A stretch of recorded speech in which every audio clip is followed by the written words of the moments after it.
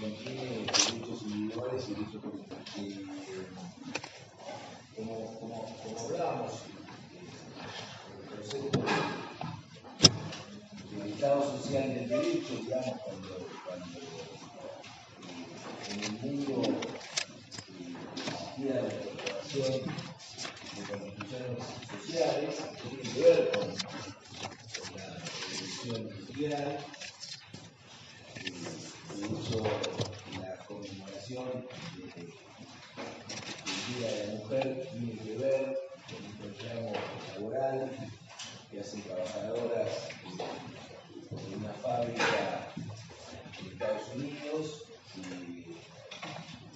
ante un reclamo gremial, digamos, el mejoramiento de las condiciones de trabajo, el empleador decide dejar de cerrar la fábrica. En ese sentido, cuando, digamos, todo este concepto de liberalismo existía en el mismo sentido que la propiedad, los bienes de producción, es decir, aquel que generaba un valor agregado a cualquier tipo de propiedad, y que específicamente tenía que ver con las fábricas, entendía el concepto liberal de la propiedad individualista. No había límites en cuanto a la producción de riqueza, y el concepto del trabajo sin injerencia del Estado implicaba la posibilidad de que la conexión o la relación entre el trabajador y el dador de trabajo, el empleador, el dueño de la fábrica, lo que fuera una relación de iguales, en donde la oferta y demanda ocasionaba que las condiciones laborales fueran decididas por una relación desigual, que es la relación entre el trabajador y el empleador. Esto viene a colación. El derecho laboral es una de las herramientas, es una de las materias que ustedes van a ver en su carrera. El derecho laboral es una de las especializaciones que existe en el ámbito de trabajo de los abogados en la profesión libre. No solamente en la profesión, sino también en la justicia. Hay un fuero específico del derecho laboral. De la misma manera que les dije ayer, cuando uno habla para ustedes es importante saber desde qué lugar, y que está acá arriba o que está enfrente, que es el que me gusta estar arriba, porque aquí está un poco igual, ahora me voy a caer. También les digo que en mi caso soy abogado con dedicación casi exclusiva en el derecho laboral, soy abogado de varios sindicatos de la ciudad de Bahía Blanca. Normalmente me toca estar del lado de los buenos, del lado de los trabajadores, con lo cual, cuando yo les hablo a ustedes, también hay un sesgo ideológico de cuál es mi postura con respecto a esto, ¿no? Que ustedes no tienen por qué compartir, pueden tener otra posición, pero sepan desde el vamos que mi postura va a ser siempre pro el trabajador. De la misma manera que cuando les hablé del Estado social del derecho, es en contraposición a esa lectura individualista de la propiedad. Sepan que desde qué lugar les hablo. Ustedes pueden, con criterio y con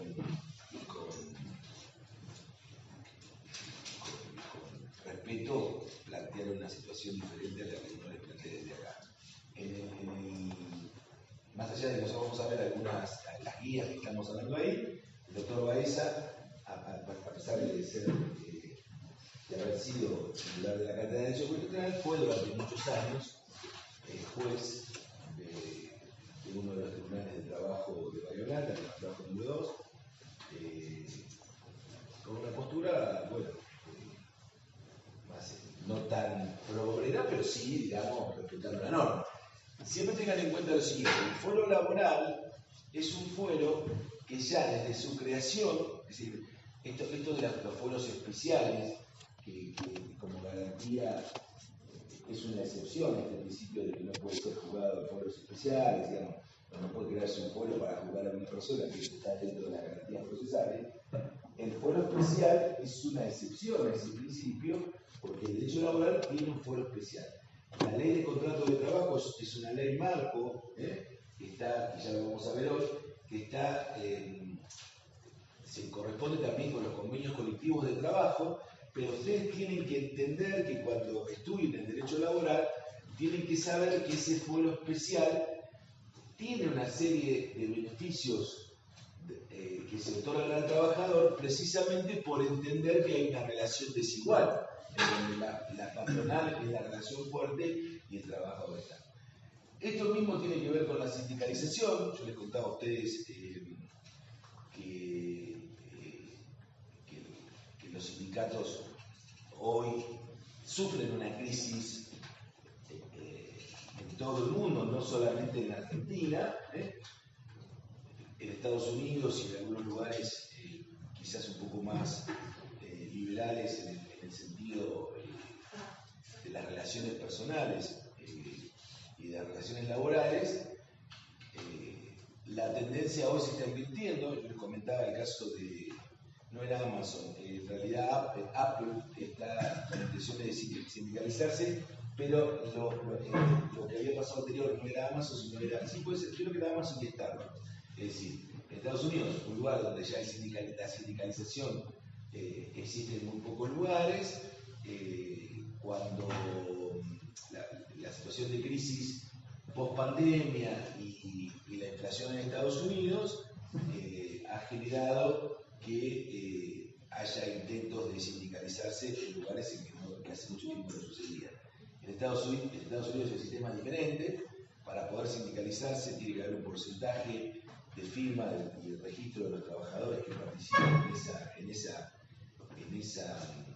empresa, con un alto nivel de persecución, con la posibilidad de hacer lobby con prácticas legales que acá en Argentina están prohibidas.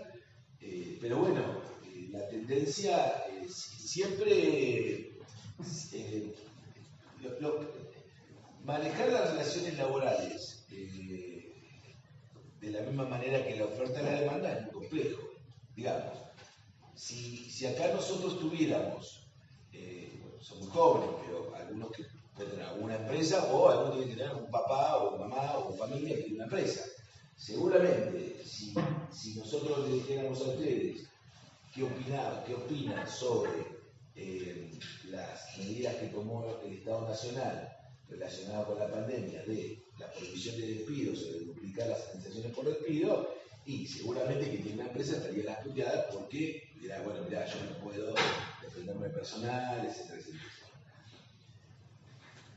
O la inversa, si en la familia era un empleado, estaría contento porque en ese momento en donde la crisis indicaba la posibilidad de que las empresas no hicieran ningún esfuerzo y despidieran personal libremente, abonando exclusivamente la indemnización, seguramente estarían contentos por la medida que tomó el Estado de protección durante el momento de pandemia. Este tipo de medidas ya fueron tomadas en la crisis que hablamos nosotros. ¿Se acuerdan cuando hablamos del caso Bustos, Smith? En la crisis de 2001 ya existía, no un artículo como la prohibición de despidos, pero sí existía la duplicación de la indemnización. Se volvió a tomar. Bueno,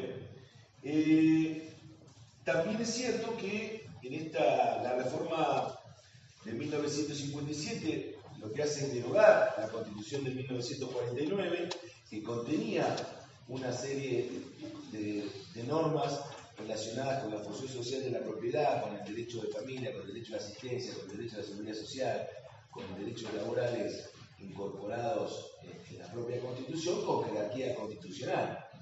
En 1957 se deroga la Constitución de 1949.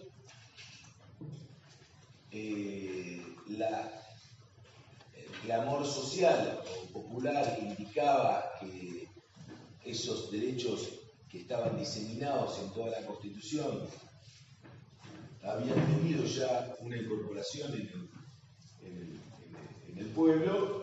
Lo que hace la Convencional Constituyente, la Convencional de 1957, es incorporar el artículo 14 bis de la Constitución Nacional, que establece una serie de derechos en la Constitución.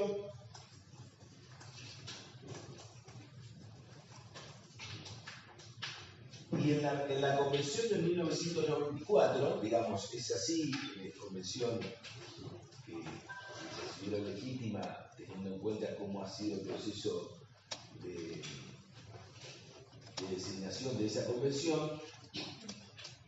Normalmente, cuando se reforman los códigos, en este caso de la Constitución, lo que se hace es un reordenamiento numérico, ¿verdad? Es decir, en algún momento, en el Código Civil, cuando se incorporaban reformas para mantener, digamos, la metodología y no hacer un cambio de toda esa numeración, cuando se reformaba o se agregaron algunos artículos, primero se ponían artículos 67 bis, 67 ter, 67 cuater. Bueno, cuando existen reformas integrales, como podría ser la reforma de 1994, que es una reforma integral a la Constitución Nacional, lo ideal, metodológicamente, hubiera sido un reordenamiento del articulado.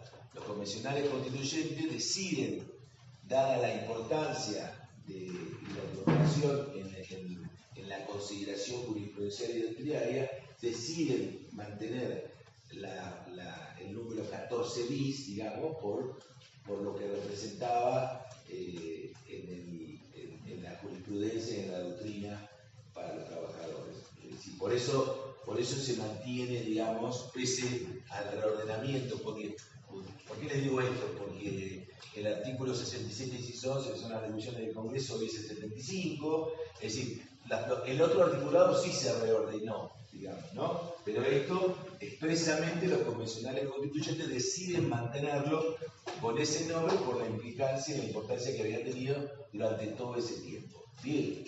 Bueno, cuando nosotros hablamos acá del derecho de trabajar, el derecho del trabajo tenemos que diferenciarlo del derecho del trabajador, del derecho de trabajar, incorporado al artículo 14 bis, que tiene que ver con el derecho que tienen los habitantes de Argentina de ejercer cualquier actividad lícita. Acá, cuando hablamos de los derechos de trabajo, los derechos sociales, estamos hablando de los derechos del trabajador en relación de dependencia. Bien.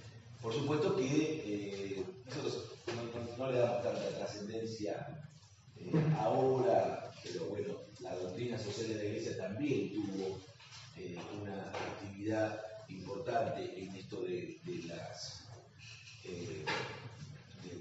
los derechos sociales del trabajador, cuando empieza a observar la Iglesia que había una opresión, más allá de mantener ese principio que yo les contaba en contradicción con lo que era incipiente, que era el comunismo, etcétera, etcétera, pese a considerar y respetar la propiedad privada, la Iglesia comienza a observar que había abusos por parte del legislador. Bien, de todo esto que les digo, la posibilidad de que ustedes vean y lean artículos relacionados con cuál es el mecanismo que ha implementado el dueño de los bienes de producción en la historia son innumerables. Podrán ver, si quieren verlo en películas, en 1000 películas relacionadas con los trabajadores de la minería, con la edad de los trabajadores, es decir, bueno, el caso de la conmemoración del Día de la Mujer. Hay una película nueva, pero no me puedo acordar el nombre. Me parece que se llama Sueño Americano, que es una película que produjeron los el expresidente Obama y la señora, no me voy a acordar el nombre, Michelle Obama. Ella más apunta a la producción, tiene que ver con una empresa de autopartes en Detroit y cómo es el mecanismo de sindicalización. En realidad, bueno, es una es un empresario japonés, creo, o chino, ¿no? Que viene y pretende incorporar a un lugar que estaba, Chicloy siempre fue un lugar tradicional de fabricación automotriz en Estados Unidos. Por supuesto, con la globalización se cerraron muchísimas empresas. En un lugar aparentemente fantasma donde nadie tenía trabajo, aparece un magnate o un empresario japonés o chino, no me acuerdo bien, creo que era japonés, donde pretende incorporar todos los mecanismos relacionados con la metodología de trabajo en el Oriente, en Occidente, en este caso en Estados Unidos. Y bueno, con menores niveles de seguridad, con salarios por hora menores a los salarios mínimos que se pagaban en todo el Estado, y la pretensión de los trabajadores de comenzar a sindicalizarse, porque lo que pasa en Estados Unidos es que cuando esas empresas, los trabajadores logran la sindicalización, ya se someten a mínimos que fijan los sindicatos en otras empresas de iguales características, ¿entiende? Nosotros en la Argentina, que ya lo vamos a ver, la actividad es la que genera cuáles son los salarios mínimos. Es decir, si usted ingresa a un banco, va a cobrar el salario mínimo fijado por el sindicato de la bancaria, que justo banco, escuché que va a haber la semana que viene, la asociación bancaria fija con las empresas, con los distintos bancos de la República Argentina, que por más que un banco no haya participado, también le obliga al convenio colectivo. Esa es la gran diferencia de nuestro derecho sindical. Por supuesto que como en la política, como en todo, lo ideal sería, ¿cuál sería, cuando ustedes hablan, por ahí no se dice mucho, pero cuando dicen los gordos de la CGT, ¿cuál es la mayor crítica que ustedes siempre escuchan? Que se debilita el trabajo. La corrupción. ¿Y qué pasa con la corrupción? No sé, a veces les parece que el sindicato tiene más poder que el Estado. ¿Qué más? La burocracia, Puede ser, sí, ¿qué más?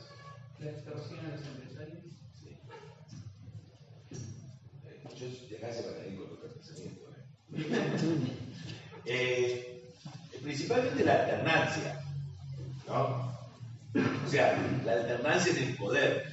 Digamos, ustedes hoy yo les nombro 10 o 15 líderes sindicales, en su gran mayoría hace 30 o 40 años son secretarios. Si Cavalieri tiene casi 90 años, hace 50 años que es el secretario general del Sindicato de Comercio, Moyano, un pico, Hueso Campo, otros tantos, Daer de APSA, de Sanidad, otros tantos. ¿Sí? Claro, acá en Sanidad, Bahía Blanca, ahora Huguito Monarelli, es un amigo. el 3 de mayo el 3 de mayo va a elecciones y se juntó la lista celeste que van a ir todos los empleados de la salud, no sé si te van a enterar. Van en común, pero no van en contra de Monarelli. Ah, mira. Porque hace 33 años que está ahí, buscan renovar. Le digo porque yo soy empleado de sanidad y ahora van todos con el abogado de la lista nueva y ganan, yo... Vamos. No, es un amigo, bueno. Pero yo coincido con esto que hablamos. Por ejemplo, Ezequiel Grisol, yo soy abogado de empleado de comercio hace mucho tiempo. Está bien, Ezequiel tenía un concepto muy arriba, igual que Hugo Monarelli. Después puede ser, lo que se le critica más es en estos casos que no se discute la honestidad, porque yo no he escuchado de Hugo muchas cosas que tienen que ver con la corrupción y mucho menos de Grisol, pero se les cuestiona el ataque, la fuerza, ¿no es cierto? Pero bueno, vamos a analizar el tema del artículo 14 bis. Bueno, lo primero que vamos a hablar son cuestiones que tienen que ver con cuáles son los derechos individuales reconocidos en el artículo 14 bis. En principio, la jornada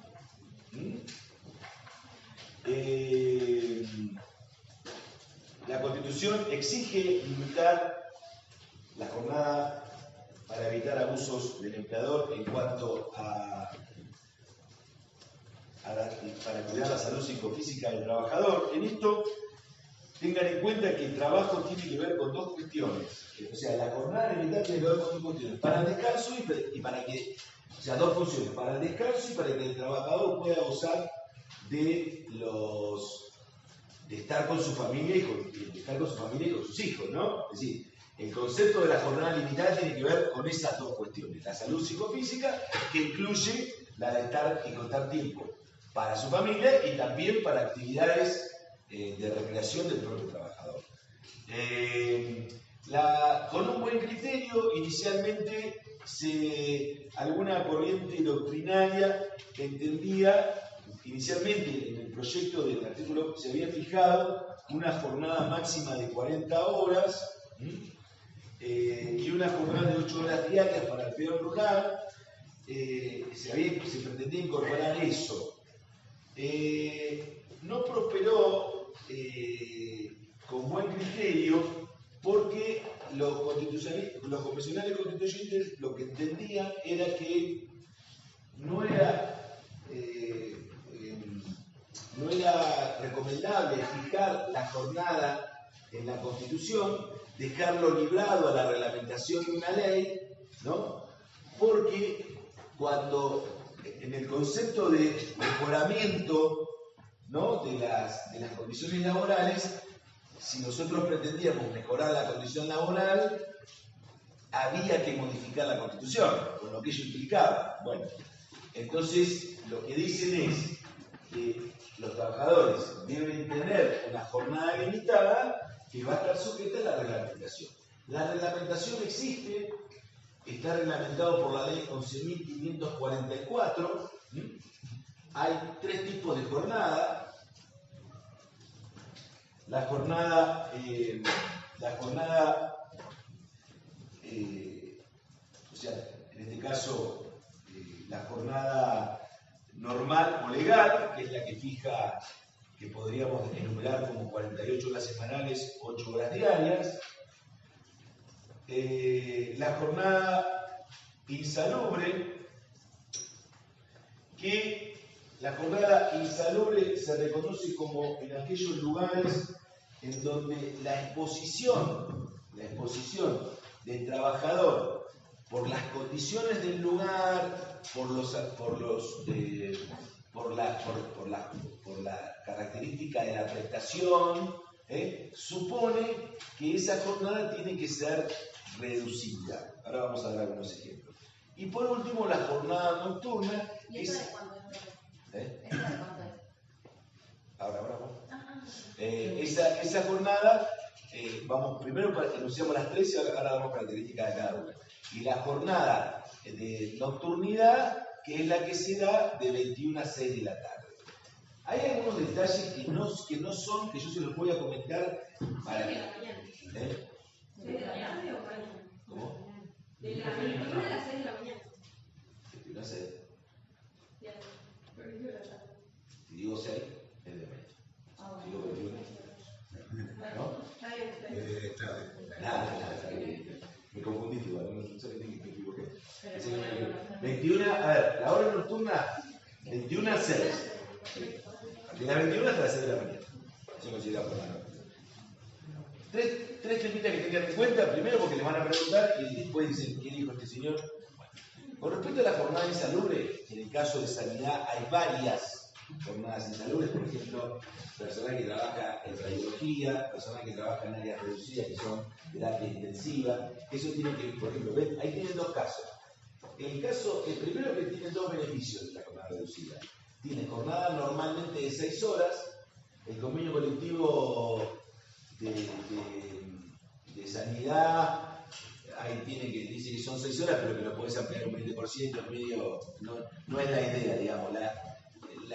Eso es hasta opinable, pero bueno, lo tiene. Es como que pueden estirarlo hasta 8 horas, pero la idea general de la jornada, que creo que lo modificaron en el último convenio, pero la jornada insalubre, la ley y el legislador lo que pretende es que el trabajador no supere las 6 horas y 36 horas semanales, ¿verdad?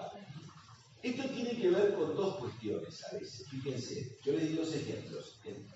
Tomemos el que como ellos trabajan en el convenio de sanidad, tomemos el de sanidad. el jornal insalubre es el chofer del colectivo, tiene jornal insalubre, los recolectores de residuos tienen jornal insalubre. Tiene que ver a veces con algunos químicos y petroquímicos tienen jornal insalubre. Sí. El trabajo de campo del europeo sería también insalubre. No, trabajo de campo, ahora hay una ley, pero no hay jornada reducida. Inclusive el peor rural tiene un horario bastante complejo, porque es bastante laxo, digamos. Claro, que tiene que ver con eso, la posibilidad de modificar el convenio, e incluso cuando, como normalmente vive, es como que tiene algunos adicionales que después son complejos, porque normalmente el peor rural no está 8 horas, está más tiempo dedicado al campo particular. Pero puede haber muchas dificultades para poder probarlo eso. Pero con la ley se mejoró mucho, digamos, esa historia. Sí. ¿Dijo 6 horas y 36 horas semanales con la jornada insalubre? Sí. Gracias. Les quería decir esto, o trabajar en un lugar sometido, por ejemplo, el que saca rayos está sometido a a la posibilidad de lesionarse físicamente, digamos, no es es un trabajo de riesgo, digamos, ¿no? De riesgo físico, pero también psicofísico, porque en el área cerrada, por ejemplo, que es terapia intensiva, la insalubridad tiene que ver con el estrés que genera estar permanentemente trabajando en un lugar de riesgo. ¿Se entiende? Sí, por el lugar, por la actividad en la insalubridad. ¿Entienden la diferencia? O sea, la insalubridad puede ser o por trabajar en un lugar de riesgo, si bueno, vos estás trabajando, no sé, el que prepara el cloro, el que prepara cuestiones químicas, puede ser por estar expuesto a un químico. Pero a su vez por la actividad, ¿entiende? Por la actividad. Bueno, esos beneficios que tiene la insalubridad también tienen el esfuerzo del trabajador, ¿por qué? Porque el trabajador aporta más por mes que el trabajador común. El aporte de la hora insalubre declarada por el Ministerio de Trabajo, a los fines de su jubilación, ese trabajador aporta más. ¿Pero por qué aporta más? Porque cobra más. No, también, pero porque se jubila antes.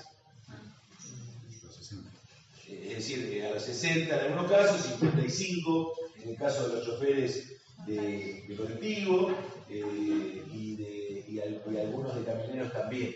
¿Okay? Sí. Profe, en el caso de la terapia intensiva, ¿sería el mismo ejemplo que el funcionario público por lo del estrés de las 6 horas? ¿O en qué rango entraría ellos? Porque la jornada de 6 horas. ¿El funcionario público? Municipalidad, juzgado, todo lo que sería.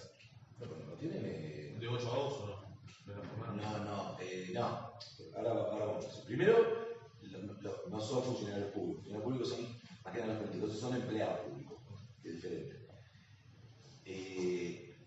Los horarios, ahora vamos a ver la jornada, porque nosotros la ley fija los mínimos, los máximos que después pueden ser mejorados o no. La universidad tiene una jornada laboral de 35 horas semanales. O sea, tiene menos. La jornada laboral es menor. Cuando nosotros decimos vos no podés trabajar. Sí podés, pero con otro beneficio, 8 horas diarias, más de 8 horas diarias, 48 horas semanales. ¿Se entiende? Ese es el máximo.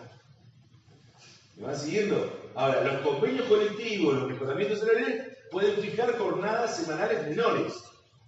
Caso de la MUNI, no sé si hay primero que el horario de la MUNI no es de 8 horas. No, era las 6, no. El funcionario político. Puede ser que el funcionario político tiene horario, el funcionario político, el intendente, el funcionario no tiene horario.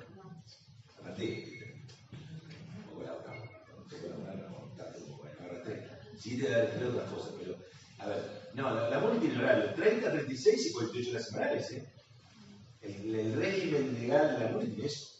De la MUNI, los juzgados no, los juzgados tienen creo que son 6 horas. Cuando es empleado, sí tiene. El empleado, cuando hablamos del funcionario público, el funcionario no está dentro del área orgánica, no es un empleado, es un funcionario político.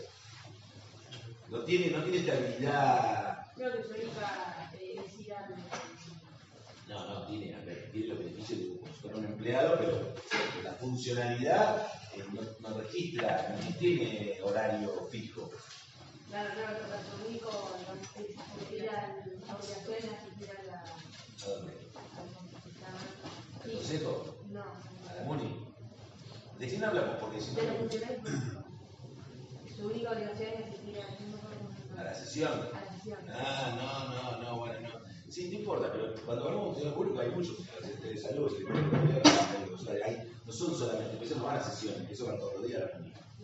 A los directores, a los subsecretarios, pero ellos sáquenlo de la lógica. Estamos hablando de los planos de relación de dependencia, los funcionarios políticos son funcionarios políticos, no tienen nada que ver con los empleados. Acá hablamos de los empleados públicos y los empleados privados. Bueno, para que tengan en claro, la 11.544 lo que hace es fijar los máximos. De ahí para abajo va a depender de cómo cada gremio concerte sus mejoras para sus trabajadores. ¿Está claro? Por eso hay distintas jornadas. La jornada laboral de, no sé, bueno, no vamos a hablar todos los gremios, pero empleado de comercio 48, en Mata en algunos casos 44, bueno, lo que tiene que tener en claro es que lo que dice la ley es que cuando la jornada insalubre exista, y para que exista jornada insalubre tiene que definirse por convenio colectivo, pero por el Ministerio, o sea, el que tiene que declarar la insalubridad es el Ministerio de Trabajo. Porque esto es una confusión que se plantea siempre en la locación, no, porque yo hago un trabajo insalubre, no. Es insalubre cuando el Ministerio de Trabajo declara que sea insalubre. ¿Está claro? Lo que sucede a veces es que algunas empresas lo que hacen es usar un convenio que no corresponde a la actividad y ahí lo hacen trabajar más horas de lo que corresponde. Pero bueno, no sería en la normalidad el caso de empresas grandes, esto puede pasar en la empresa. Bien. La jornada limitada implica, esto estamos hablando de la jornada diaria, vamos a hablar ahora de los, bueno, en la misma ley 11.144 existen otro tipo de contratos. Por ejemplo, el trabajo por equipos está definido en la 11.544. En este caso hay una discusión sobre si el trabajo por equipo, la jornada nocturna se paga o no. Algunas jurisprudencias dicen otras que sí. Es decir, el trabajo por equipo es, por ejemplo, cuando hay turnos rotativos. Hay trabajo por equipos, las condiciones horarias se modifican de acuerdo a la tabla que hay en la propia ley. En algún momento, si bien existe, hoy sería medio discutible, pese a que está en el artículo, existen restricciones y beneficios para el trabajo de menores y el trabajo de las mujeres. La ley de contrato de trabajo en su momento fue innovativa relacionada con el trabajo de las mujeres en cuanto a los beneficios que se otorgaban a las mujeres, y hoy es bastante criticable y amerita una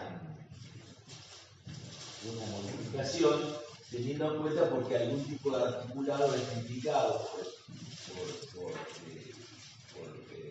mujeres, porque tienden a otorgarle ciertos permisos como para que la mujer vaya a cumplir con las tareas del hogar, sería. Pero bueno, hay que pensar que esto también, en aquel momento, como beneficio, hoy ha venido una modificación. Después tiene beneficios y restricciones con respecto a la mujer, el periodo de lactancia, trabajo, beneficios, digamos, licencia por maternidad. La licencia por maternidad no la paga el empleador, la paga el Estado. La licencia sí la paga el empleador. Bien. Descansos, bueno. La ley regula el presupuesto. Nosotros estamos hablando de cómo se trabaja en la jornada diaria. Ahora vamos a analizar, que también es un beneficio consagrado en el artículo 14 bis, cómo tienen que ser los descansos. Los descansos no están enumerados en la Constitución, están en la ley. ¿Cómo son? Los descansos diarios, digamos, entre la finalización de la jornada y el comienzo de la jornada al día siguiente, tiene que haber un mínimo de 12 horas. Ese es el descanso diario. Tiene que haber un mínimo de 12 horas. El semanal, el descanso semanal es de 35 horas. Antes se conocía como el sábado inglés, ya prácticamente no existe. Existe en algunos casos, es decir, El sábado inglés era a partir del sábado a las 13 horas se cerraba todo y hasta el domingo a las 24 horas. Hoy las condiciones, salvo excepciones muy puntuales, primero que no podía ser, por ejemplo, en un hospital, porque son considerados servicios públicos, esenciales, lo mismo los choferes que hablamos hoy, las otras actividades, y hoy la actividad comercial amerita otra realidad y que se ha ido cediendo en el tiempo. Les digo que el tema de no trabajar los domingos, acá yo creo que sería muy difícil volver a lograr. El empleado de comercio en algún momento lo quiso volver a poner en el tapete, muy difícil, sobre todo por el tema de los shopping, de los convenios, y porque las empresas lo que hacen a los que trabajan el día domingo les pagan más. Entonces, cuando te vienen a reclamar no trabajar el domingo, cuando vos decís, bueno, tenemos que ir a reclamar, te decimos, pero yo quiero seguir cobrando la adicional, todo no se puede trabajar el domingo. Lo importante son las 35 horas semanales, es decir, cada jornada que termina la semana, tener un franco y medio sería, ¿no? Que hoy los francos pueden ser en la semana, puede ser el lunes, martes, miércoles, jueves, viernes. La mayoría de los convenios lo que han ido incorporando es o bien un recargo adicional para el trabajador que trabaja los días domingos, o bien lograr que durante el mes tenga como mínimo 1 o /2 fines de semana o domingos sin trabajar. Creo que en Punta Alta los domingos no trabajan, hay algunos lugares más pequeños que lo tienen, y en Europa hay muchísimos lugares de Europa que el domingo no se trabaja. Pero que no trabaja nada, no está abierto nada, algunos lugares de España. Bueno, después, y las vacaciones, que son vacaciones y descansos anuales,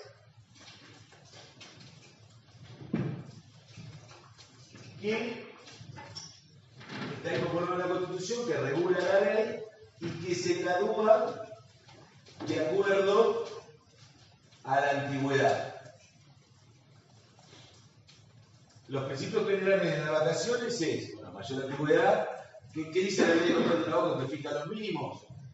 Menos a 5 años 14 días, de 5 a 10 años 21, de 10 a 15 28, más de 15 35. Los convenios incorporan otros beneficios. Por ejemplo, algunos ponen días hábiles. En el caso de sanidad existe lo que se llama las vacaciones profilácticas, que son mal llamadas vacaciones profilácticas, pero es esa actividad que considera el gremio. Hay vacaciones en todo, ¿no? ¿Esa es la vacación profiláctica? Sí. No todos. No todos. Bueno, algunas. Hay artículos. Los administrativos no, me parece. Por eso, los que están en la actividad de sanidad, yo no, digamos, cada convenio no es que uno no. O sea, uno sabe más los convenios de los gremios que normalmente atienden. Ahora, después que ganen ellos, voy a atenderlo, voy a poner un poquito más de tiempo. Pero digo, no, pero bueno, algunos convenios uno no conoce, digamos. Por ahí el de comercio, el de mata, el de camionero, que normalmente atiendo temas relacionados con eso. El de APSA no me han tocado muchos casos, pero digo, sí sé que existen las vacaciones profilácticas y algunos beneficios, pero que lo que pueden hacer los convenios colectivos en esta escala que yo le di, de 14, 21, 28 y 35, es mejorarlo.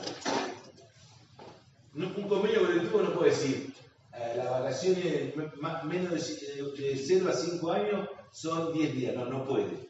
En los mínimos indialogables lo fija la ley de contrato de trabajo. ¿Se entiende eso?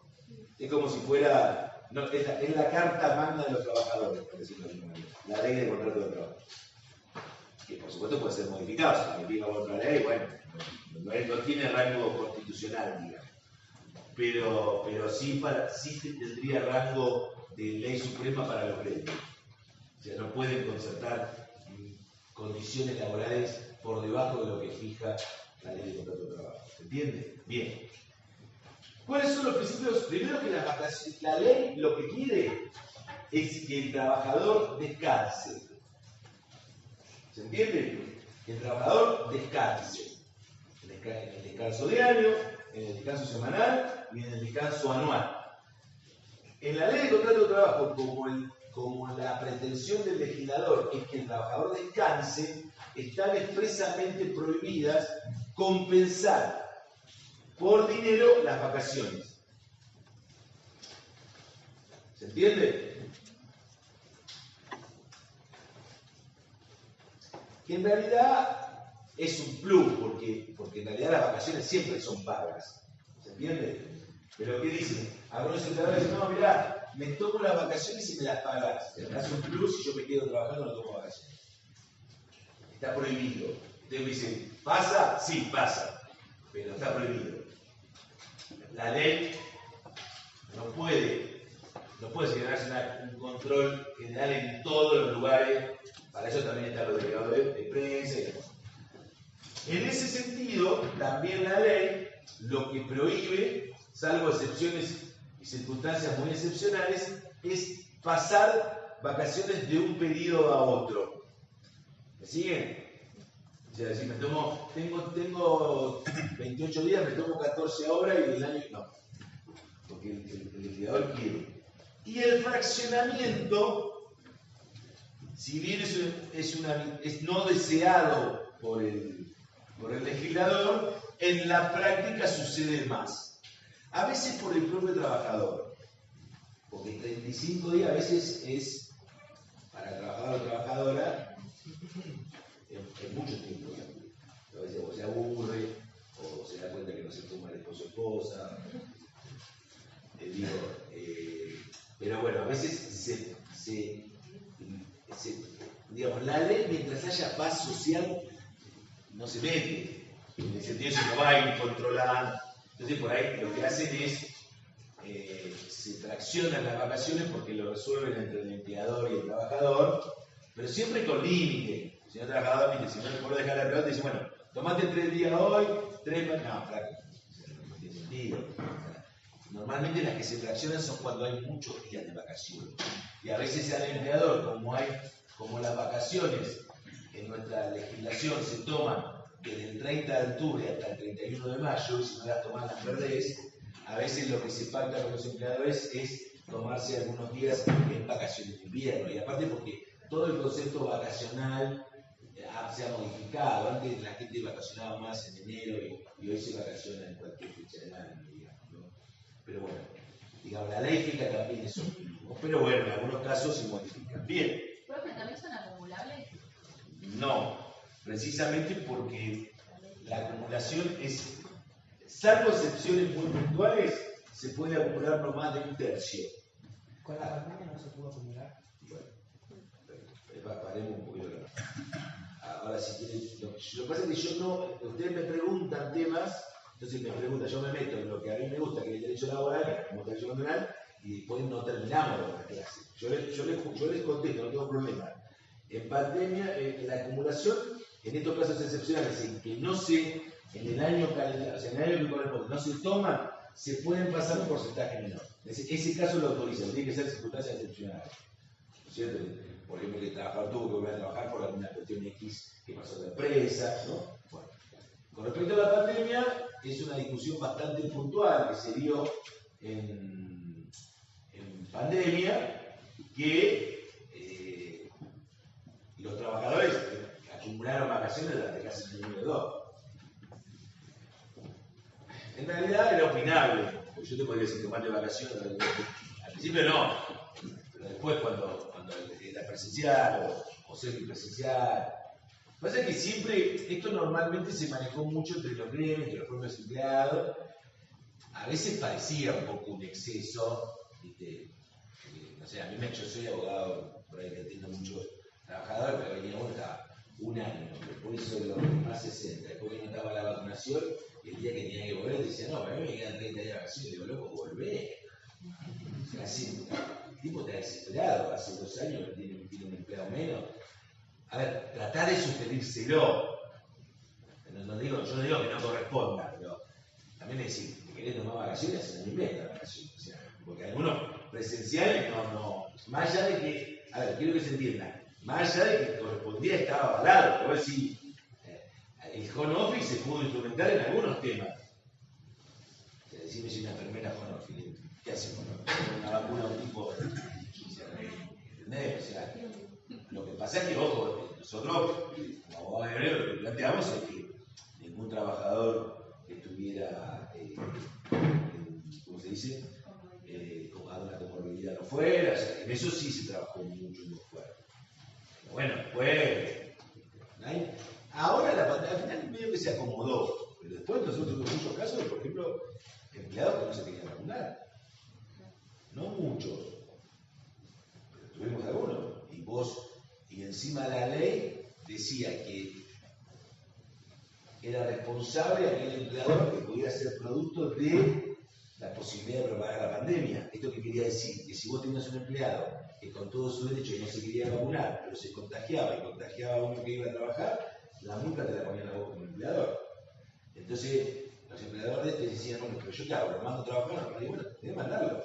La ley te dice un tema, bueno, pero parece, con esta vocación, digamos, porque a veces, yo les quiero decir esto, que no quiere decir que no pase.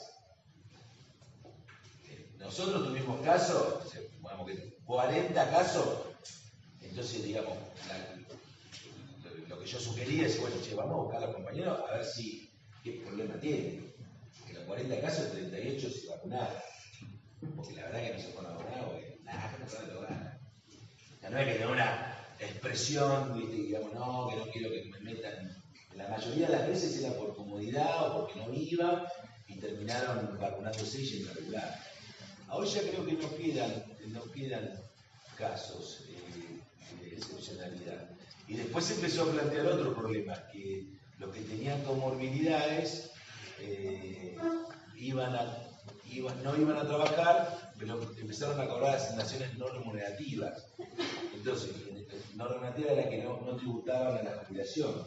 Entonces, estaban cerca de la jubilación, como lo que el empleador, en algún momento el Estado, para dar los beneficios al empleador, lo que hace es pagarle el monto salario bolsillo, pero te excepciona de hacer las contribuciones en el lapso que dure esa comorbilidad. Entonces, ¿qué pasaba? Que por ahí a uno le faltaba un año para jubilarse y empezaba a cobrar asignaciones no remunerativas. No podía ir a trabajar porque tenía una comorbilidad y no le estaban entrando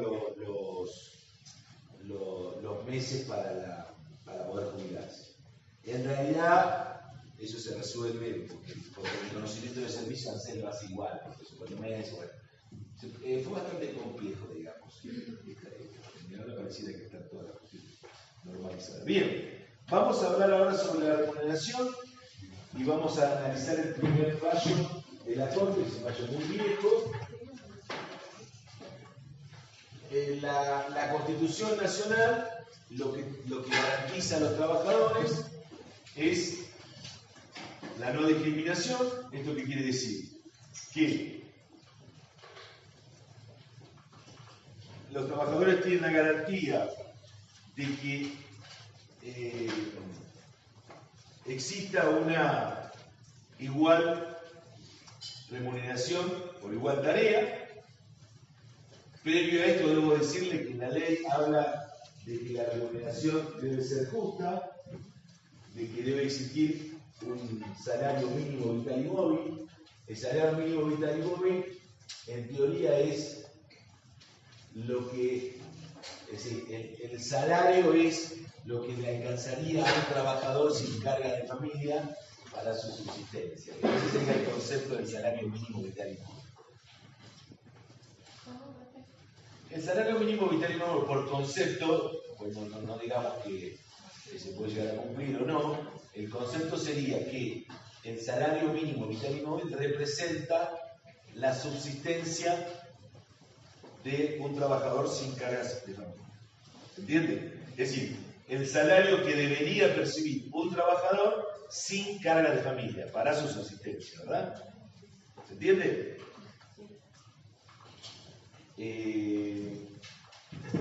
La vigencia del salario mínimo vital y móvil es que por debajo de eso no puede haber salario de categoría y normalmente cuando se suben los salarios mínimos vitales y móviles suben la mayoría de las personas. No por paritarias, sino por los conceptos que no están regulados. La remuneración está regulada por la ley. La remuneración, la Constitución, como estamos hablando de la Constitución, dice que debe ser justa, artículo 14. la remuneración de los trabajadores, de todos los trabajadores, está fijada por las homologaciones que hace de las concertaciones salariales que fijan paritarias los sindicatos con los sindicatos o con las gremiales de empresas, ¿no?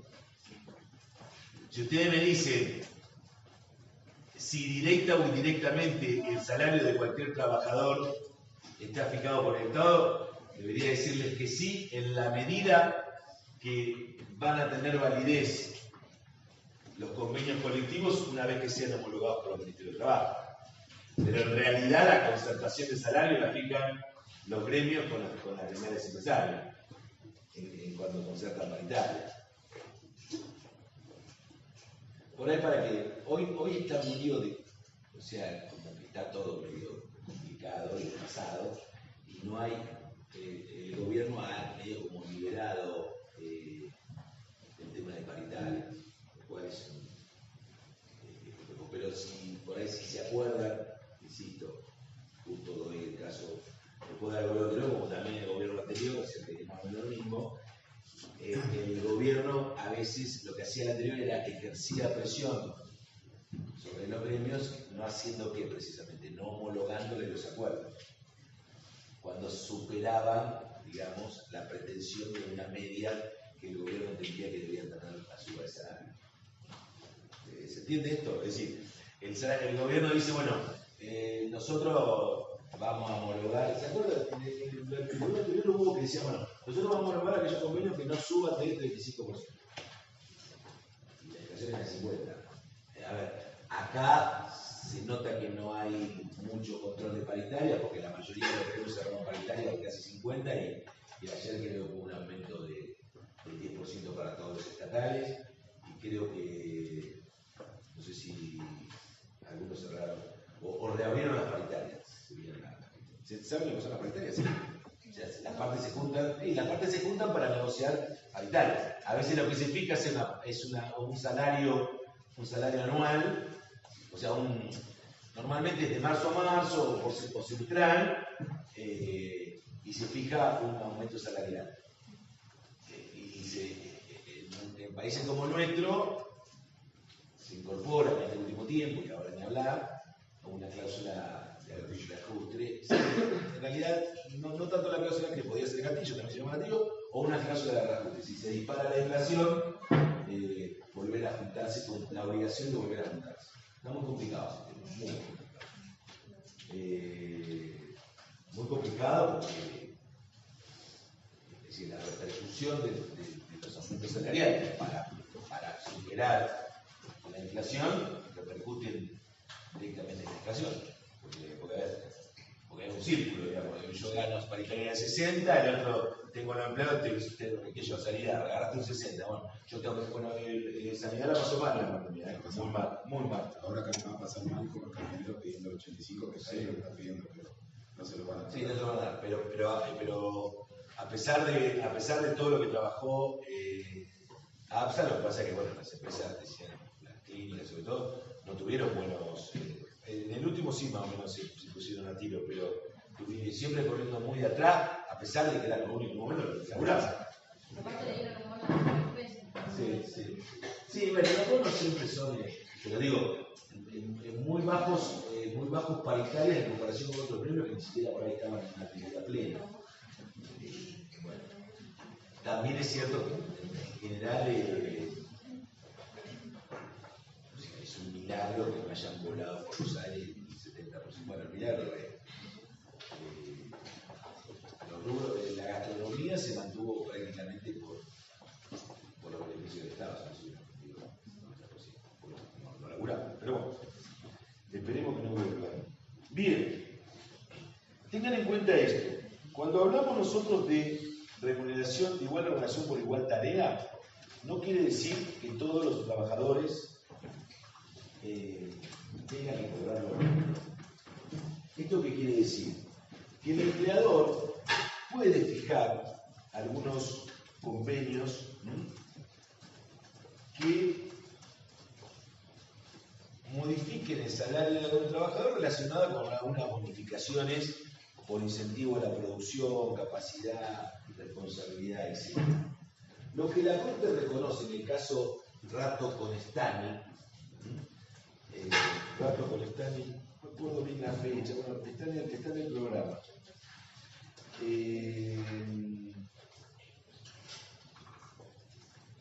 No me acuerdo bien la fecha, ese fallo viejo, es anterior incluso a la convención. Lo que la ley reconoce es que ante una igual tarea, en las mínimas condiciones, tienen que cobrar el mismo salario. ¿Esto qué quiere decir? Vamos a un ejemplo.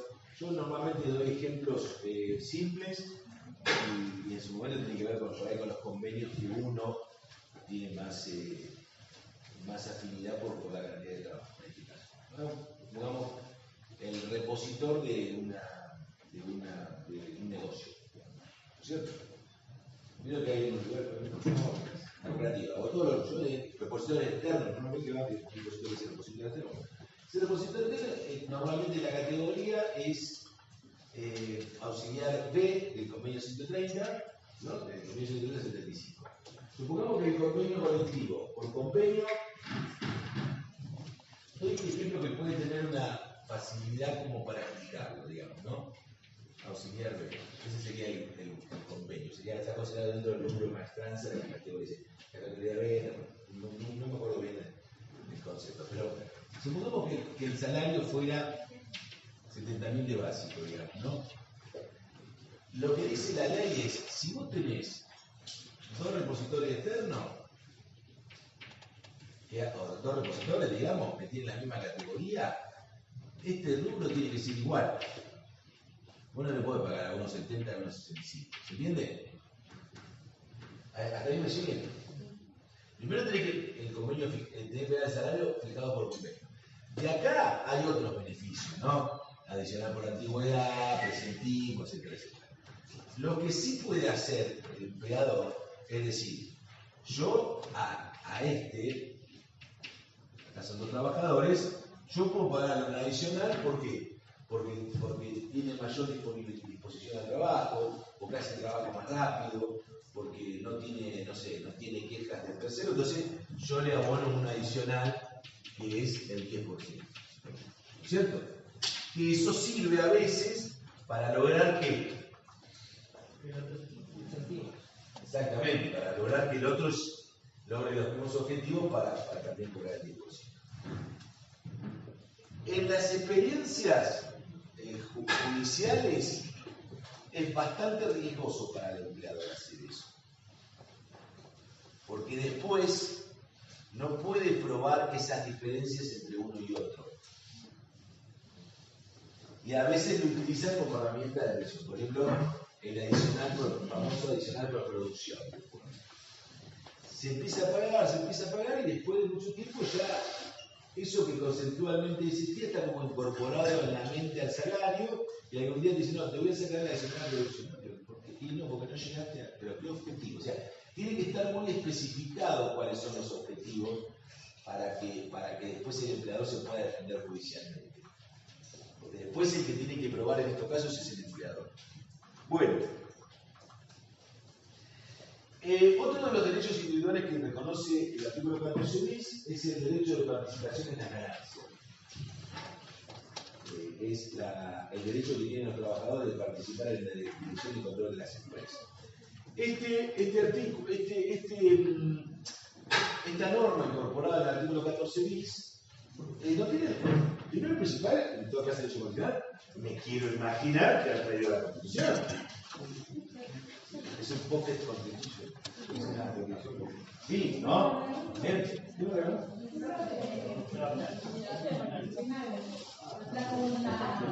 Si viene decorar así fuera. Yo le voy a hacer una. Voy a hacer una salacia.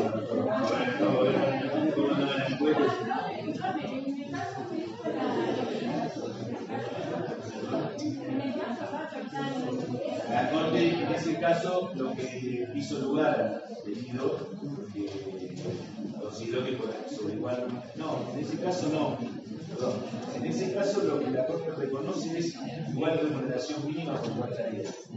O sea, especifica bien el concepto de igual remuneración. ¿Y la participación de ganancias? La participación de ganancias, la gestión y control de las empresas. ¿Qué tiene el artículo 14 bis ahí en la ley? ¿Después del caso eso pasa a la ley o No. ya está? No está, la está en la Constitución, la ley no dice más. La ley no tiene más que está. ¿El caso de cuánto puede ser del 76? Sí, sí, sí. Es viejo. Sí. Porque se subieron los dos que no tienen nada. Sí, Sí, tiene que haber una. Tobar y Valdés. Sí, una de esas partidas. Sí, el No, se olvidó eso. Sí, vos no tenés que ver. ¿Verdad que no llegué? No, pero después te dije que no es que no tiene nada que ver, sino que no era lo que estabas diciendo. Y tampoco estaba el nombre, entonces El caso de Luca, como con Mercedes y Álvarez con su Sur, tiene que ver con otra cosa que la vamos a ver más que nada el viernes. Profe, una pregunta. ¿La unidad se disfruta en el parcial? ¿Vos sabés que ayer a la tarde ustedes dijeron algo que se trajimos y ayer de la tarde parece que lo dijo que lo tiró así medio para generar el pedido? Les dije que preguntaran a dijeron y me preguntaron.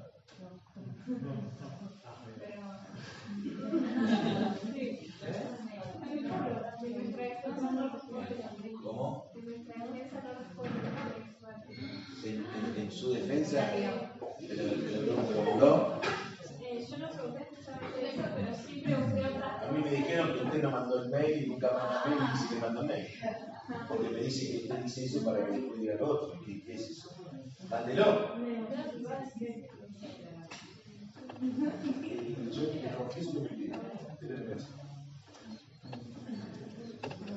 Pero ustedes ayer quedaron que iban a mandar un mail, ¿eh? Pero era por otra cosa.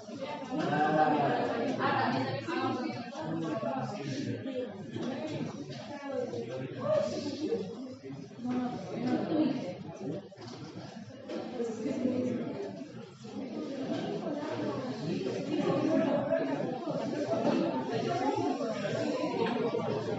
Espera que 2 segundos, pero no hagas tanto video porque...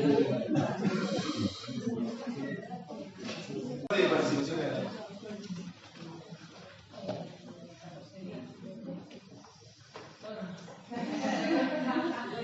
el trabajo en diversas formas gozará de las protecciones. ¿Usted lo escucha atrás?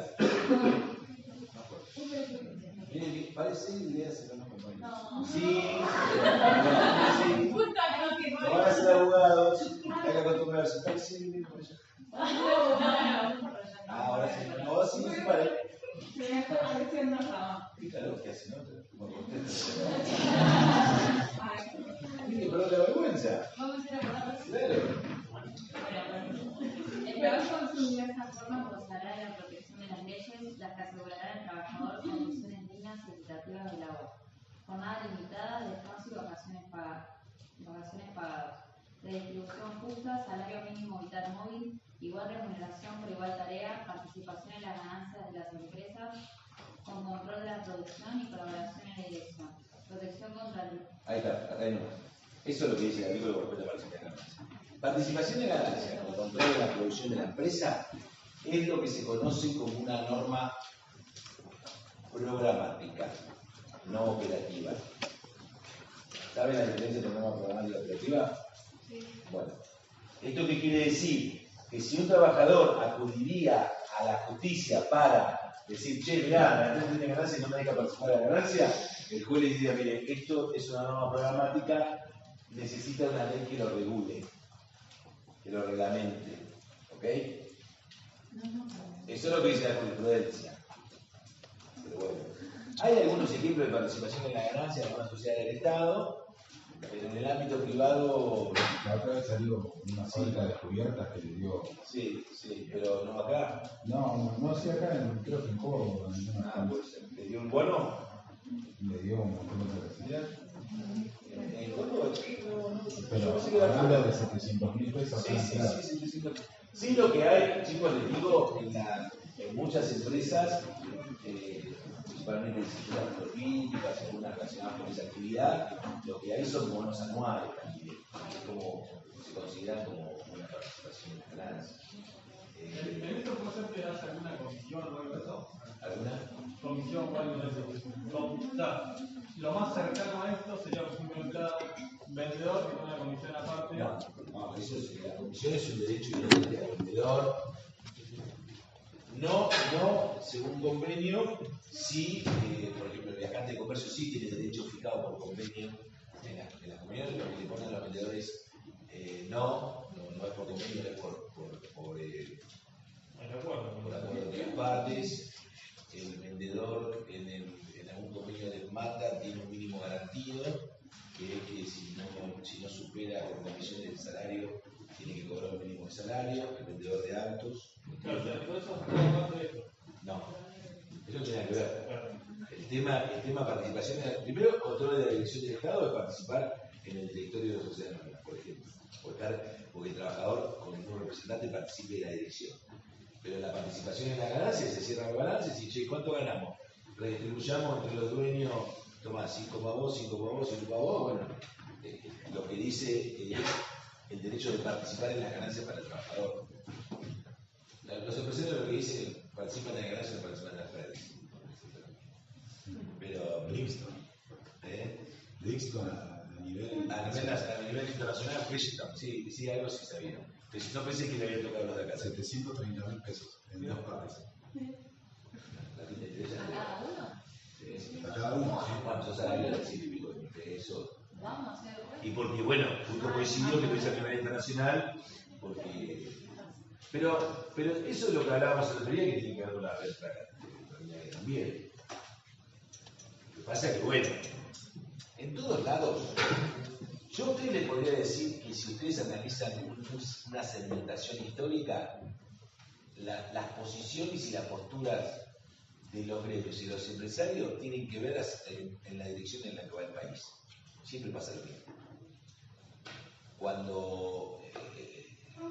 Y en esto no es una cuestión de... Porque si no parece que la historia es Kirchner de Macri. No, esto viene de hace muchos años. ¿Sí? Porque antes era al que compramos todo, que era Carlitos Saúl. Entonces, en definitiva, en aquel momento se perdía mucho laburo, no había laburo. Entonces, esto lo digo por experiencia personal, es decir, se aceptaban las condiciones, no se pagaban las horas extras los sábados, no, tenés que laburar una hora más, pero no te la puedo pagar. Entonces, nosotros nos enterábamos que no tenemos, pero iba, muchachos, no se puede aceptar esto, y sí, pero me quedo sin laburo peor. Después, coincidentemente con una etapa de 2003 al 2015, de 2003 al 2011, había había bajado mucho el desempleo y había mucha renovación de laburo, pero mucha renovación. Yo me acuerdo que venían los trabajadores y por ahí decían, che, no, el sábado yo trabajo 15 minutos más y me los tienen que pagar horas extra.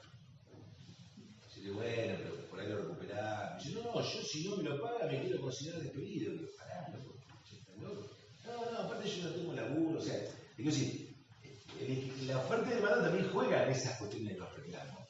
Y los sindicatos, cuando están oprimidos por la falta de laburo, qué sé yo, se van un montón de cosas. Ahora, cuando le toca la buena, van, o sea, hay como una exageración.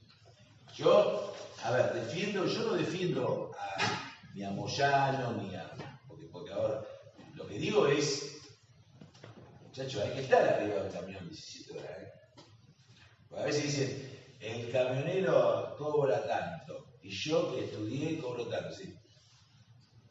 Por lo general los sindicatos son, a mi parecer, es como un mal medianamente justificable. Se ponen a pensar, tiene tanto varios contras, pueden hacer el tema de lo que es un fondo, en ese caso un tanto. De por otro, te voy a pensar en casos, por ejemplo, no sé, cuando uno le quiere pagar, cuando tiene dinero para tener que pagarle, el gremio se carga. Lo que pasa es que... Sí, yo entiendo la postura, pero no es... Nosotros destacamos lo malo por el que está dentro. Entonces yo me abstraigo de quién está. Para mí, los sindicatos no son humanitarios, son una necesidad real de ayuda al trabajador. Ahora, después, si el sindicalista es corrupto, es un problema de la sociedad, y es un problema de que ese sindicalista sea corrupto. Estamos los presos.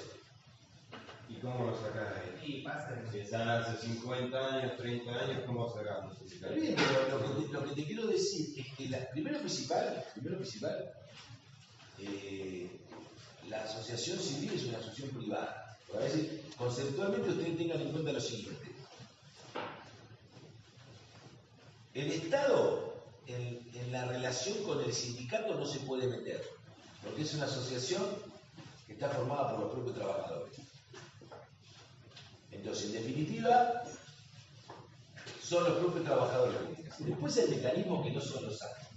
Caso Boca, por el camionero, bueno, pero qué sé yo.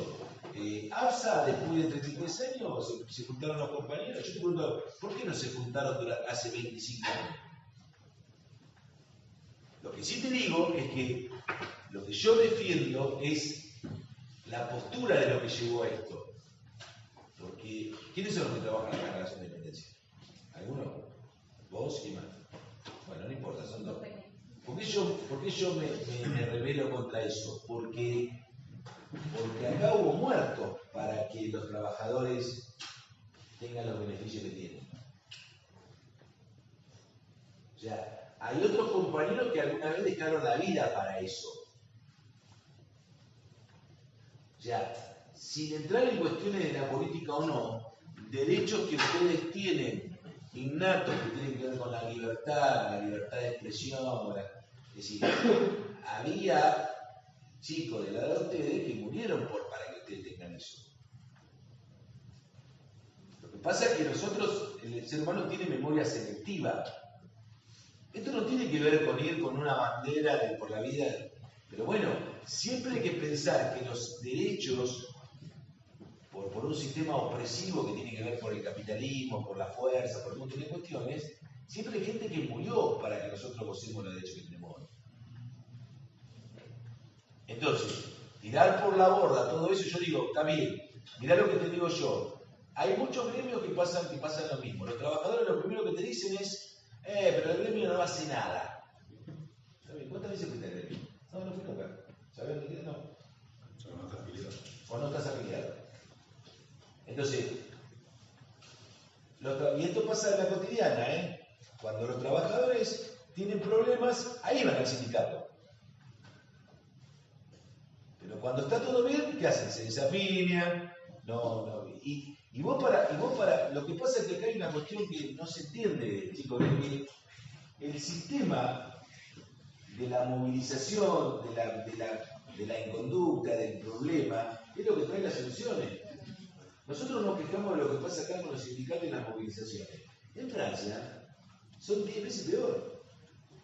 Se matan a palo. La diferencia está, que sería opinable o no, en lugar de la revolución y todo, en Francia vos cortás el tránsito y la policía te mata a palo. No con armas, están preparados, o sea, palo y a la bolsa, el otro prenden fuego, palo. Está bien, bueno, capaz que algunos dicen, hay que hacer eso porque no quiero que me corten la calle porque quiero llevar en la jardín temprano, qué sé yo. Pero no conozco ningún resultado positivo si no hay lucha de por medio.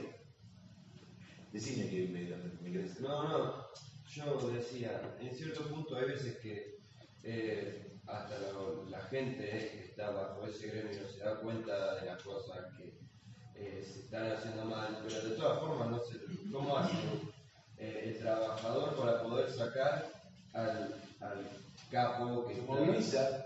pero pero en algún momento ese capo que está ahora, alguno lo sacó. Ahora, vos me decís a mí, debería tener un límite de situación, y te digo que sí. Lo que pasa es que también hay otra lógica, que bueno, la mayoría de todos los sindicalistas fueron delegados de base, delegados de empresa, y después los pensionaron, después llegaron a los llegaron.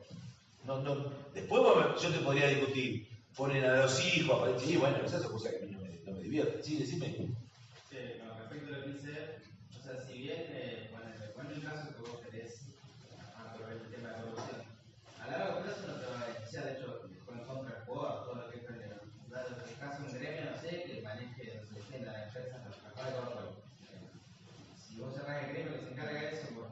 corrupción, vos tenés que ir en contra, no sé, perder, no sé, la defensa, obras sociales, cosas que por ejemplo el trabajador lo beneficia. O sea, pero yo estoy convencido que si vos lo dejás, aparte está la prueba, está más latente que nunca. Si vos lo dejás al empleador, el empleador va a concertar con los propios trabajadores en peores condiciones que la que concerta con el gremio, en la mayoría de los casos. Aparte, yo digo una cosa, hoy vos me preguntás si algún voto que sea algún trabajador de Caminero está en contra de Moyano sindicalista. Tiene mejores. Andá a preguntar qué opina el bancario de Palazzo. 65% de beneficios, bonos contra la bancaria. A ver si está de acuerdo o no. Sí, pero después eso a la larga, digamos, el sindicato de la bancaria que tienen mayores sueldos, después los dueños no pueden pagar. Pero Pichón, los bancos ganaron millones y millones de dólares. Ya lo sé, pero... Si lo puede pagar, se lo dan. Ya lo sé, pero acá con decía tengo un compañero.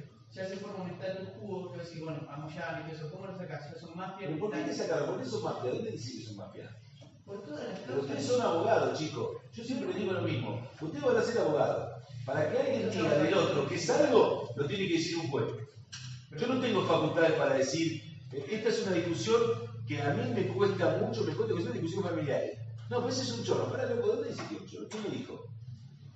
Pero no hubo sindicalistas presos. Sí, bueno, y si están presos, si están presos, sí. Pero lo demás. O sea, yo no. Ahora, vos me preguntás, si te gusta el sistema, a mí me gustaría un sistema más color de rosa.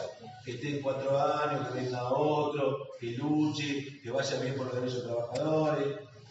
Yo soy abogado también del sindicato, soy abogado de obras sociales. Y hay obras sociales que son buenas y obras sociales que no son buenas. Pero también yo te podría decir de un lado y del otro cómo es el sistema. Nosotros somos fruto de una sociedad que tiene que madurar. Yo les podría decir a ustedes, no, las obras sociales son cosas. No quiero dar detalles. Yo les digo una cosa, los sistemas, si hay liviandad, un montón de cosas no aguantan. Por ejemplo, cuando hay un programa médico obligatorio y los médicos por presión de los laboratorios internacionales siempre recetan medicaciones diferentes a las que está en el programa médico. Imposible sostener las obras sociales, porque la gente va, hace una paro y después dice no va a quedarse loco porque le dijo un médico. Es insostenible, muchacho.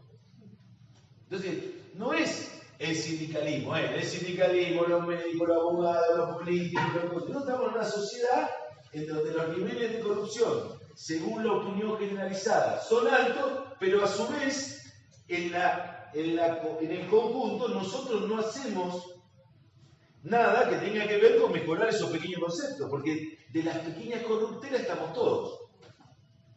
Las pequeñas corruptelas conocemos. Ustedes cuando van al boliche y hay una cola de cosas, pasa por el costado, es una mini corruptela. Después cuando le dicen, sí, no, mirá, no te pago, entro por acá, déjame entrar, esto es lo mismo, me copio en el examen. Entonces, ¿de qué estamos hablando? O sea, todo es una cuestión de conducta. Ahora, de esa sociedad se emerge. Seguramente acá, capaz que hay. Yo te sé que la discusión que he tenido con docente. Yo dije, mirá, yo tengo un principio de contención docente, no en esta casa, no, otra que pasa. No, porque los alumnos, que dejen los bolsos, que dejen. Pará, loco, yo. Presunción de inocencia, para mí los alumnos no se copian. Y si vos sos docente y no podés controlar que estos que están acá no se copien, bueno, el problema es tuyo. Ahora, pero yo ¿por qué tengo que conceptualizar? ¿Quién soy yo para conceptualizar que ustedes se van a copiar?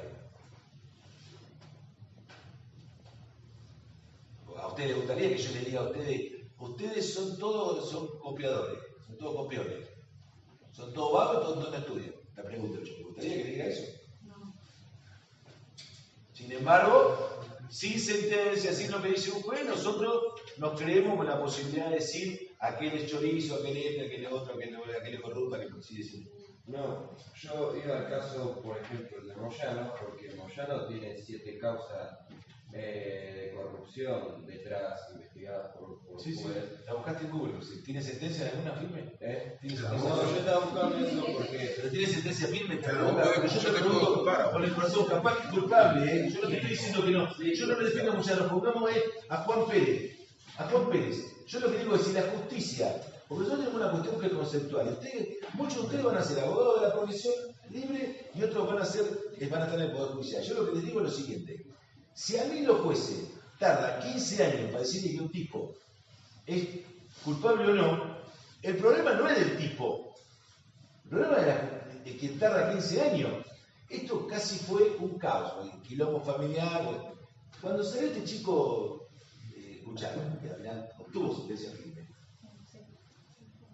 Yo daba el ejemplo del absurdo. Dije el nombre porque casi todos seguramente lo conocen, ¿no?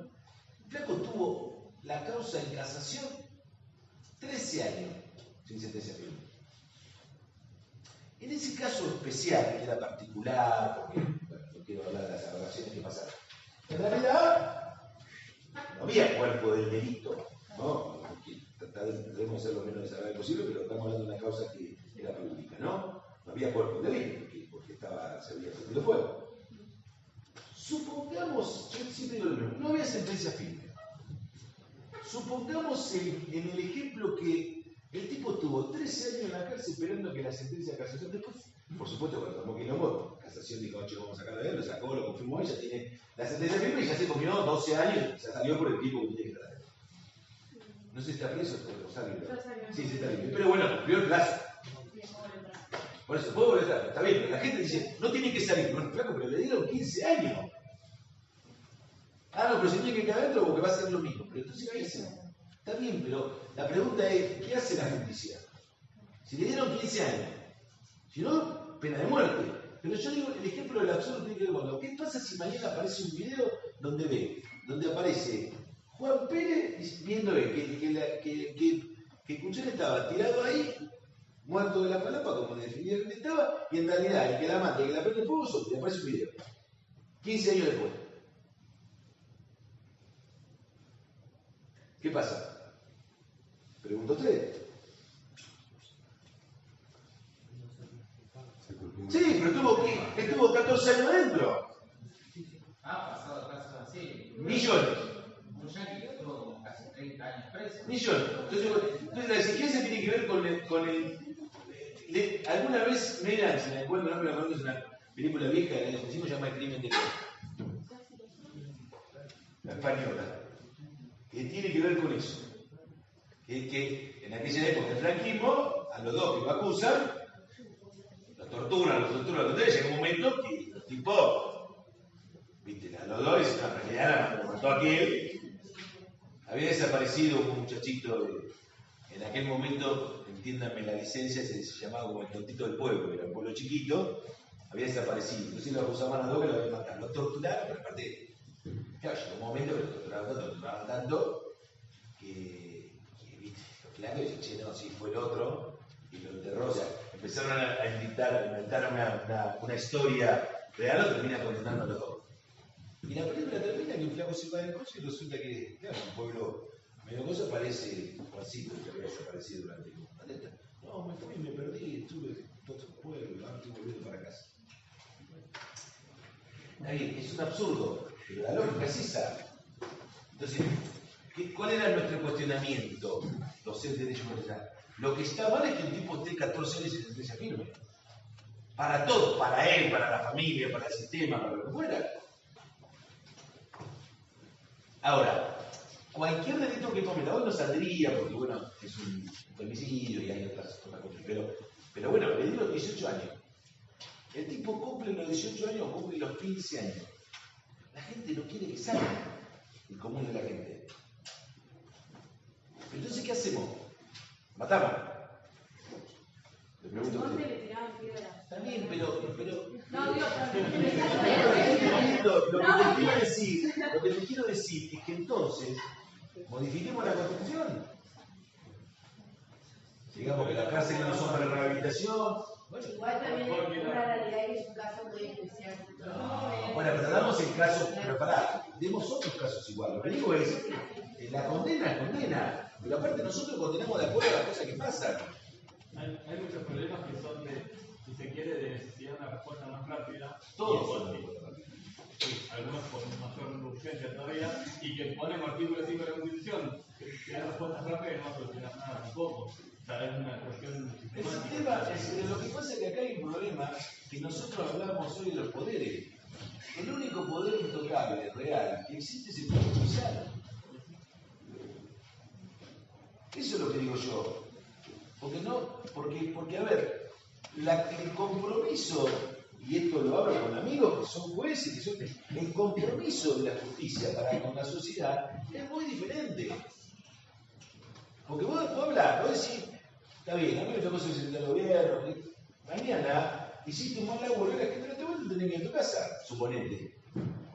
El presidente lo mismo, el legislador lo mismo, pero los jueces es distinto el sistema y no responden, eso es lo que digo yo. Pero bueno, vamos a la parte de despido y indemnización porque si no, ya... ¿Seguimos en individuales? Sí. Esto es la parte central del tema en particular. Despido y cosas. Nosotros tenemos que separar, chicos, para el despido, a ver, para que se entienda. Los trabajadores del ámbito público,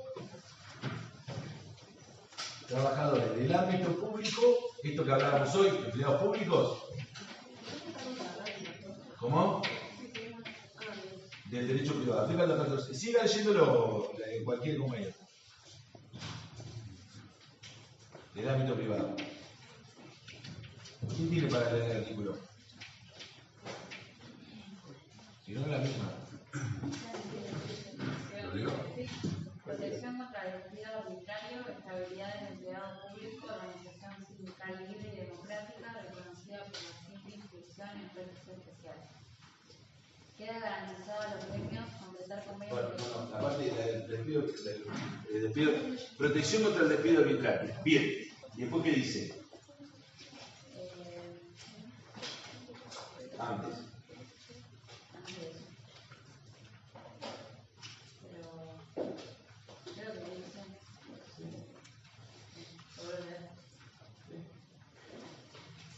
Protección contra el despido arbitrario. Estabilidad del empleado público. Bien, estabilidad del empleado público. ¿Ok? ¿Qué les quiero decir con esto? El empleado público tiene estabilidad como principio general. ¿Qué quiere decir que tiene estabilidad? Que no se lo puede echar. ¿Está claro? Todos los ámbitos públicos, municipalidad, la provincial, la justicia, no se lo puede echar. Ojo, no se lo puede echar si no existiera una justa causa previo sumario, ¿ok? Pero en principio, porque ustedes lo que tienen que entender es esto. En la protección, y después hablamos de protección contra el despido arbitrario. ¿Qué quiere decir que haya, primero que es arbitrario? ¿Saben? No, pero ¿qué quiere decir la palabra arbitrario? Que no haya un justo motivo. ¿Ok? Entonces, la protección contra el despido arbitrario quiere decir que si mañana el empleador, para que les quede claro, en el ámbito privado, se levanta, dice, yo lo quiero echar a Juancito, a Pedrito y a Mecano, le manda un telegrama y dice a partir de la fecha está despedido. ¿Es legal o ilegal? ¿Cómo? Es legal. Es legítimo. El despido es legítimo.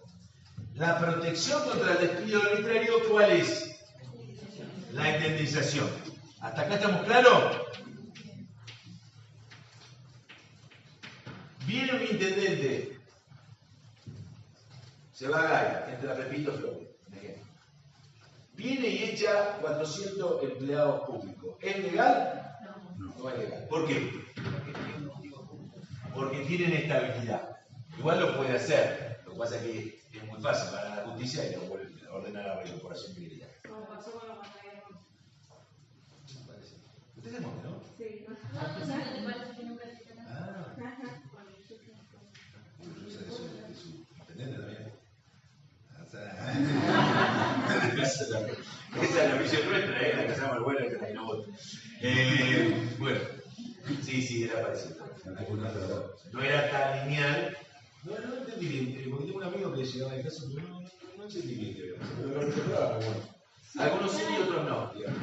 Pero porque algunos que habían hecho pleito eran algunos. Hubo una interpretación de la justicia como Sí. que los reincorporaron, pero en la pileta. Y los guardias decían, no, quiero la playa. Pero te reincorporaron, es cierto. Entonces, como, ¿Y qué pileta? en la monte, en la municipal. Ah, está. En el polideportivo. Ah, mira, es una Atrás de la base. Sí. ¿Pero que fue cualquiera? ¿Eh? ¿Fue cualquiera? Sí. Ah, no sé. Pero ese amigo, me tocaron, había salido y ahí no sabía qué hacer. Bueno.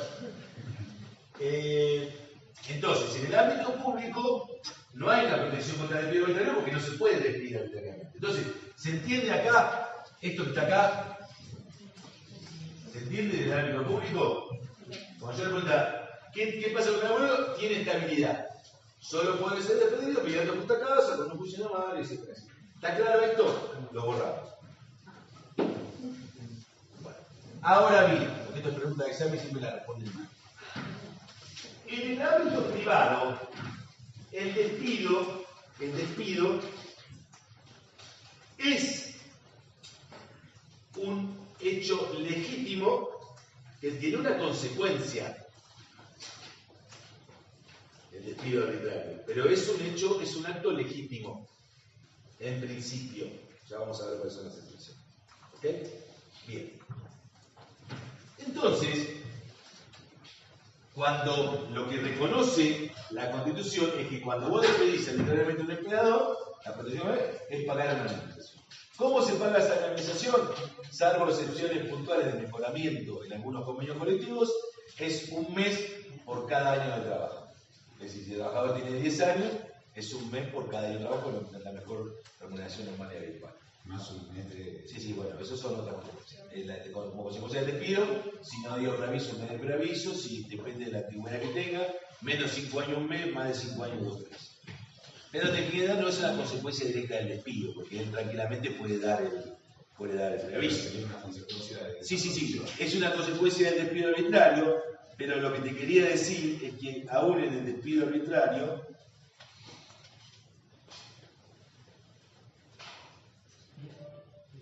la unidad completa entra en el parcial, a 6. Luego vamos a subir toda la información completa a Moodle.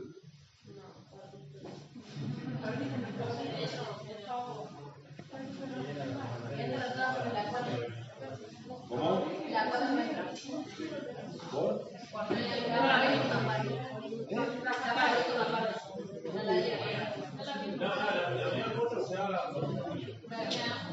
No sé por qué.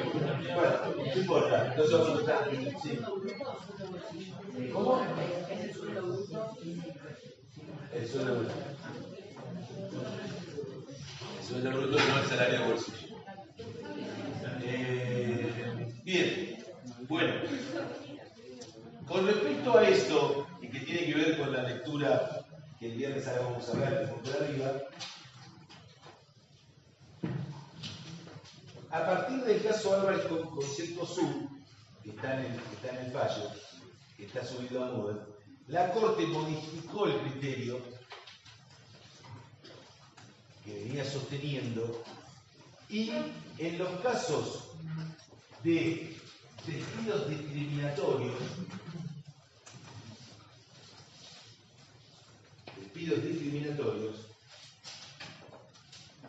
por ejemplo, hay una ley, la 25392, es una ley sobre discriminación, que nulifica todos los actos que se produzcan por algún tipo de discriminación. Por ejemplo, por actividad sindical, por religión, por raza, por orientación política. Entonces, si el trabajador pudiese acreditar el acto discriminatorio en el despido, ya este acto legítimo con consecuencias indemnizatorias se transforma en un acto ilegítimo, en un acto ineficaz.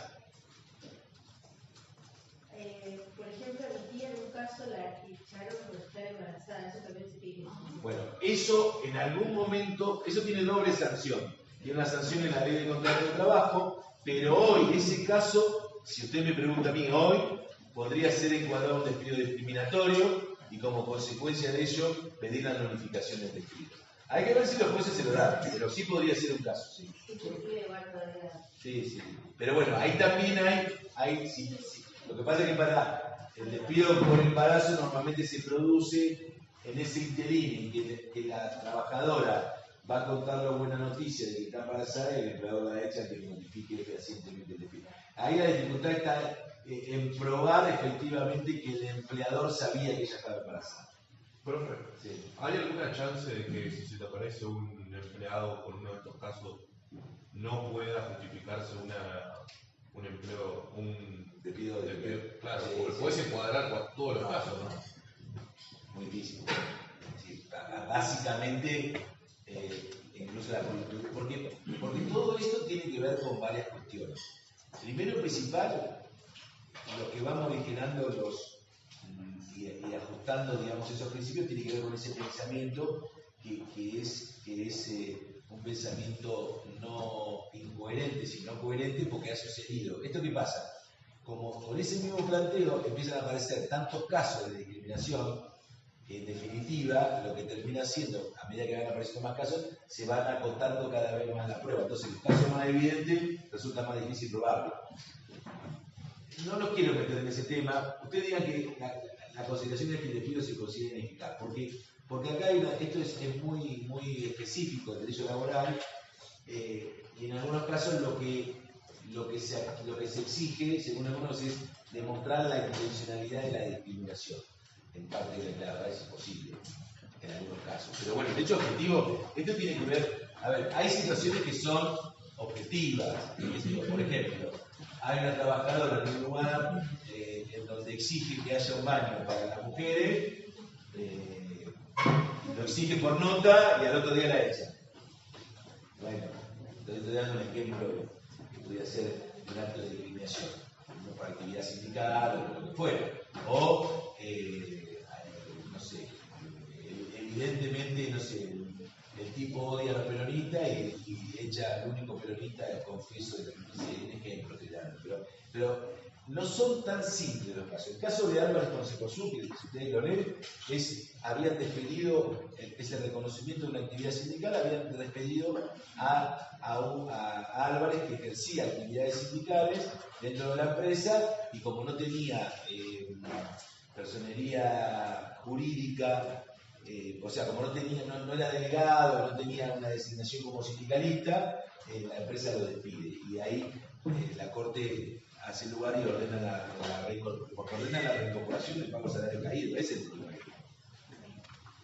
Bueno, el delegado tiene una... Sí, en este caso no era un activista, se le llama la figura del activista sindical. Sí, el delegado, ahora lo vamos a ver. Bueno, en la última parte del artículo están los derechos del trabajador agremiado, que era lo que hablábamos hoy. Cuando hablamos de organización sindical, hablamos de la reunión de trabajadores.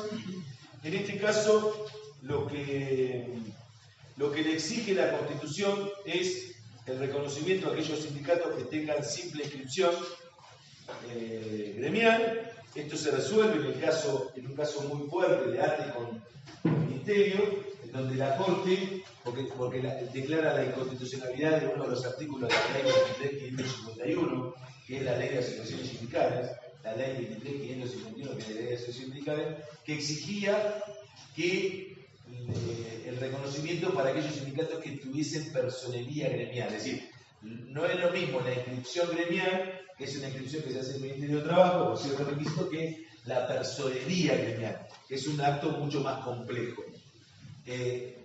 Esto, que durante mucho tiempo los sindicatos, lo que llaman los gordos, estaban en contra de aquellos sindicatos que tenían inscripción gremial, porque también le generaba problemas a ellos que sí tenían la personería.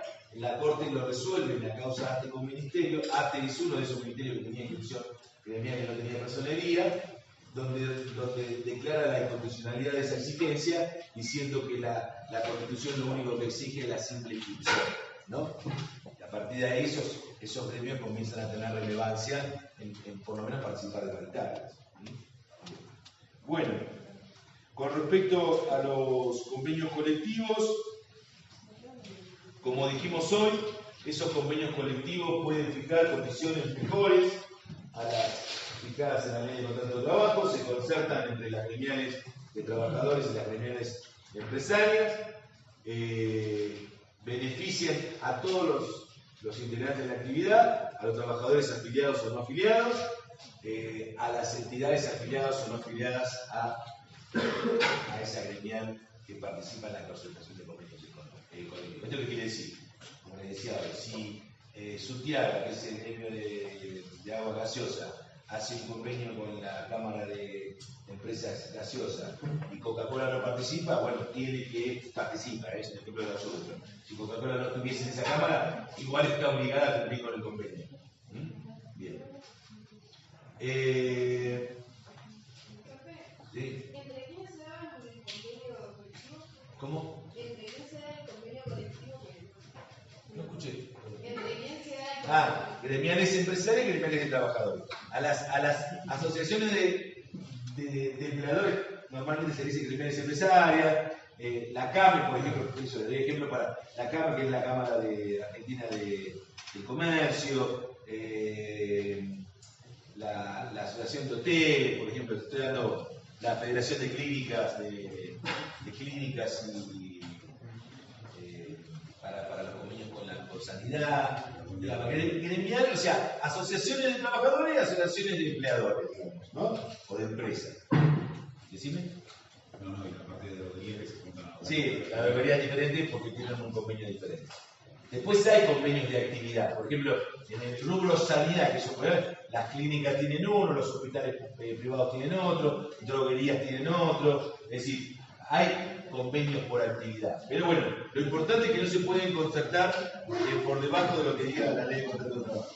Y con respecto a las garantías gremiales que hablábamos hoy, los representantes gremiales, que son los delegados de base, tienen garantía gremial, esto que básicamente para tenerlo presente, lo que no pueden hacer los empleadores, aquellos delegados o aquellos trabajadores que tengan representación sindical, no pueden ser despedidos, salvo que se haga un desafuero sindical, que se llama, si la justicia se le pide autorización para sancionar.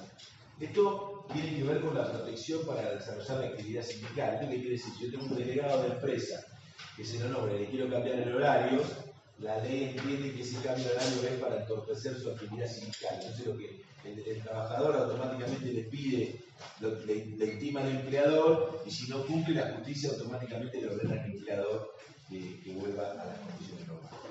Mañana, viernes, un ratito, lo que sí les pido, aprovechemos los que se quieran conectar mañana, 8:30,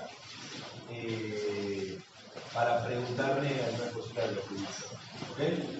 Cositas que miren el programa y miren lo que está subido. No me vayan a temas laborales que hoy nos vamos y que no se les vamos a preguntar. Eso lo van a ver en el derecho laboral. Aprovechen los temas que hablamos.